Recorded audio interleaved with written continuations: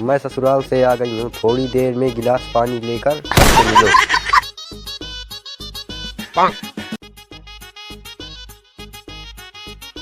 मैं ससुराल से आ गई हूँ, थोड़ी देर में फुल बोतल लेकर छत पे मिलो।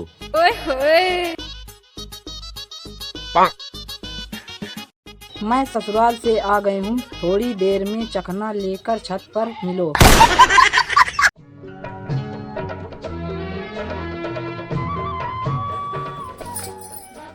बहुत दिन बाद ससुराल आवा हूँ, कम से कम 1 महीना रह के जाइयो।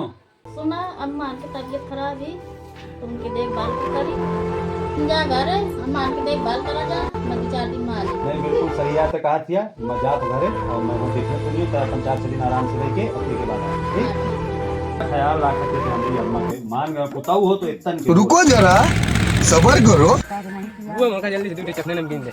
हे रहा नहीं जाता, तड़प ही ऐसी है ना। एक गिलास दे। चखना गिलास तो आ गया, तीसरा कहाँ है? बोतल देखिए। उसको लगता है पर्ची पढ़ने नहीं आता, नहीं अभी तक लेके आ गया। तो रे पाछे ठाड़ आ गएगा।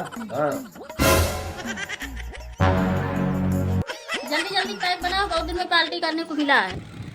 अरे यार मोबाइल तो घर में रह गया, अब वापस जाना पड़ेगा मोबाइल लेने।